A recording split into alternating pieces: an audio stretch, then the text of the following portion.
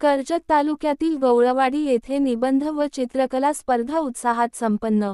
विद्यार्थ्यांनी मौलिकता जपावी। विजय सूर्यवंशी, कर्जत रायगड। सोमवार तारीख 11 ऑगस्ट 2025 रोजी राष्ट्रीय पुरोगामी पत्रकार संघ संचालित अन्याय अत्याचार निवारण समिती कर्जत तालुका यांच्या वतीने गवळवाडी माध्यमिक विद्यालय व कनिष्ठ महाविद्यालय येथे निबंध व चित्रकला स्पर्धा उत्साहात पार पडली। कार्यक्रमाचे उद्घाटन संघाचे संस्थापक अध्यक्ष विजय सूर्यवंशी यांच्या हस्ते झाले। प्रारंभी महापुरुषांना अभिवादन करण्यात आले व मान्यवरांचा शाल व गुलाबाच्या फुलांनी सत्कार झाला। प्रास्ताविक भाषण तालुकाध्यक्ष जयवंत धर्मा मसणे यांनी केले, तर शाळेचे मुख्याध्यापक गलगले सर यांनी शाळेचा इतिहास व कार्याचा आढावा सादर केला। संघाचे संस्थापक अध्यक्ष विजय सूर्यवंशी म्हणाले, विद्यार्थी हे उद्याचे भावी नागरिक आहेत। निबंध व चित्रकलांमध्ये कल्पकता व मौलिकता जपावी। मोबाईलचा वापर कमी करून वाचन, चिंतन व संवाद वाढवावा। त्यांनी पुढे सांगितले की प्रत्येक शैक्षणिक कार्यक्रमाची सुरुवात शिक्षणाची जननी माता सावित्रीबाई फुले यांच्या पूजनाने व्हावी। तसेच आठवड्यातून एक दिवस मुलींच्या मैत्रीपूर्ण संवादाद्वारे त्यांच्या समस्या आणि अन्यायाविषयी माहिती घेण्यात यावी। आभार प्रदर्शन रायगड जिल्हा कार्याध्यक्ष सचिन गायकवाड यांनी केले। या कार्यक्रमाला ठाणे, मुंबई व रायगड जिल्ह्यातील संघ व समितीचे अनेक पदाधिकारी आणि मान्यवर मोठ्या संख्येने उपस्थित होते। विजय सूर्यवंशी संस्थापक अध्यक्ष राष्ट्रीय पुरोगामी पत्रकार संघ सचिन गायकवाड रायगड जिल्हा कार्याध्यक्ष भालचंद्र गायकवाड कर्जत तालुका अध्यक्ष संजय वरघडे कर्जत तालुका सचिव सुनील जाधव कर्जत तालुका संपर्क प्रमुख दिनेश आढाव कर्जत तालुका कार्याध्यक्ष बाळाराम सावंत खालापूर तालुका अध्यक्ष दिनेश राठोड नेरळ शहर कार्याध्यक्ष हिरादास सोनावले ठाणे जिल्हा उपाध्यक्ष नरेंद्र बबन पाटील कल्याण शहर अध्यक्ष विशाल पाटील भिवंडी शहर अध्यक्ष बाबू घारे उपसंघटक नारायण सोनवणे शिक्षण विस्तार अधिकारी केंद्र प्रमुख वैजनाथ जयवंत मसणे अन्याय अत्याचार निवारण समिती कर्जत तालुका अध्यक्ष सुनील अर्जुन गलगले मुख्याध्यापक आनंदा जाधव ज्येष्ठ शिक्षक व सूत्रसंचालक बहिरू सारुवने शिक्षक प्रतिनिधी। प्रेरणादायी संदेश सावित्रीबाई फुले। विद्यार्थ्यांनो, शिक्षण हीच खरी ताकद आहे। शिका, पुढे चला आणि समाजातील अंधार दूर करा।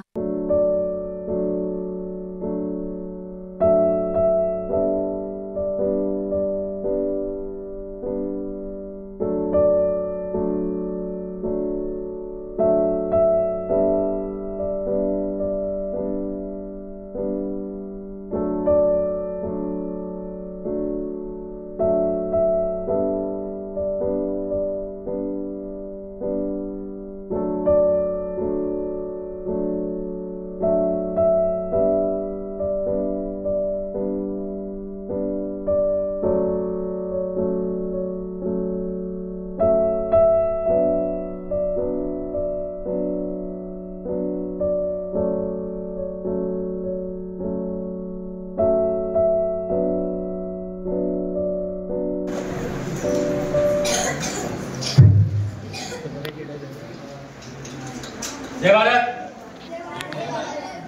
आवाज येऊ दे, आवाज परत एकदा जय भारत।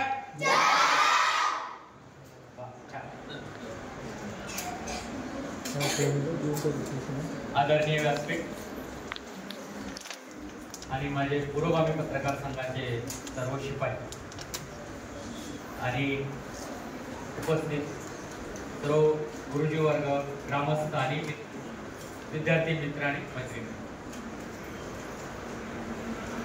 राष्ट्रीय पुरोगामी पत्रकार संघाचा आमची कर्जतला बैठक झाली त्यावेळेस विशेष करून आमचे अन्याय अत्याचार निवारण समितीचे तालुका अध्यक्ष जयवंत मस्के साहेबांना ही कल्पना सुचली आणि त्यांनी मला आणि सोनवणे साहेबांच्या माध्यमातून माझ्यापर्यंत आले आणि मला खूप आनंद झाला की यांच्याबद्दल विद्यार्थ्यांच्या प्रती जी भावना आहे तिचं विशेष कौतुक आणि त्यांना त्यांच्यासाठी एकदा सगळ्यांनी टाळ्या वाजल्या पाहिजे।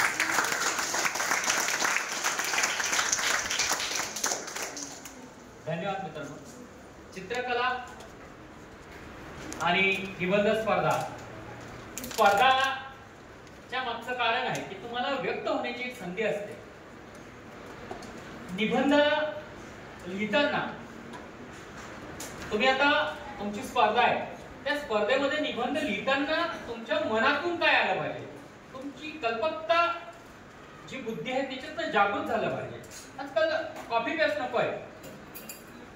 भले तुम्ही 100 वेळेपेक्षा 5-10 ओळी जरी लिहिल्या त्या मनातून आल्या पाहिजे. मग त्यामध्ये तुम्ही विषय माहित नाही मला आपल्याला निबंधावर काय विषय असतील, पण ते विषयामध्ये त्यामध्ये तुम्हाला डॉक्टर बाबासाहेब आंबेडकर असतील, छत्रपती शिवाजी महाराज असतील, छत्रपती शाहू महाराज असतील, महात्मा ज्योतिबा असतील, मुलींनी करून आई सावित्रीबाई फुले, ह्या महामानवांना, ह्या महापुरुषांचं जर लिखाण आपण त्यांचे चरित्र जेवढं काही वाचता येईल, जेवढं काही वाचाल त्याच्यातलं तुम्ही सारांश 5 ते 10 ओळी जरी लिहिलं आणि त्याच्यावर जर मार्क मिळत असतील, ते जर होत असेल तर ह्या निबंध स्पर्धेला काहीतरी अर्थ आणि तुम्हाला काहीतरी पुढे अचीव करता येईल. दुसरी गोष्ट चित्रकला. चित्रकलामध्ये तुम्हाला कल्पकता आली पाहिजे. तुम्हाला एखादी गोष्ट सुचली पाहिजे की आपण कशा पद्धतीने एखादं चित्र जे रेखाटू, त्यावेळेस तो दृष्टिकोन तुमच्या डोळ्यासमोर आला पाहिजे आणि त्या पद्धतीने ती चित्रकला रेखाटली पाहिजे. विद्यार्थी मित्रांनो, कारण तुम्ही उद्याचं भविष्य आहे. तुमच्यातच कोणीतरी पत्रकार होणार आहे, कोणीतरी पॉलिटिशियन राजकीय क्षेत्रात आहे, कोणीतरी मोठं नाव कमावणार आहे. तुमची ही भूमिका ही कॉपी पेस्ट नसली पाहिजे. कारण आता खूप कॉपी पेस्ट आणि डिजिटल झालं. तुम्ही युट्यूबला सर्च केलं की तुम्हाला त्या त्या महापुरुषाची माहिती लगेच येईल. आणि तुम्हाला सरास मला वाटतं मोबाईल वापरत असाल तर विद्यार्थ्यांनी मोबाईल वापरण्याच्या संदर्भात पण मी म्हणतो की ज्या गोष्टी कामाच्या आहेत अशाच गोष्टी मोबाईलच्या वापरल्या पाहिजेत, त्याचं केलं पाहिजे. नाहीतर अनेक अशा वाईट गोष्टी मोबाईल मधून पसरत असतात. दुसरं मित्रांनो, तुम्हाला सांगण्यासारखं असं आहे की पत्रकार, आम्ही जे माझे एक उदाहरण सांगतो. मला पत्रकार होण्याचं, मला शाळेतच ज्यावेळेस जात होतो तेव्हाच मला आवड होती. आणि माझी पत्रकारितेची सुरुवात कशी झाली, थोडक्यात एक गमतीशीर किस्सा आहे. आमच्या शाळेमध्ये एक आम्ही कॉन्ट्रीब्युशन काढायचो की आठवड्यातून एक हा कार्यक्रम घ्यायचा आणि त्या कार्यक्रमामध्ये आम्ही त्यावेळेस 10 पैसे काढायचो. 10 पैसे 10 पैसे आम्ही काढायचो आणि त्या 10 पैसे काढून तर आमच्या 2-3 विद्यार्थ्यांनी त्या 10 पैशामध्ये काहीतरी 10-20 पैसे लपवले, म्हणजे घोटाळा केला त्यांनी. 20 पैशाचा घोटाळा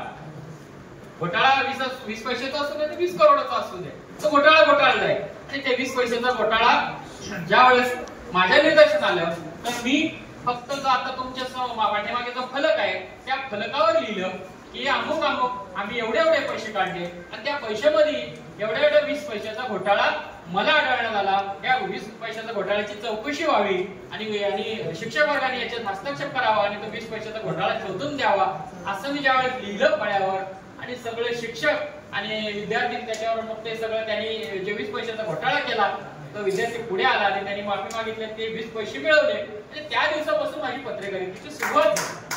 तर अशा गोष्टी तुम्हाला सुचल्या पाहिजे आणि त्या गोष्टी करायला पाहिजे.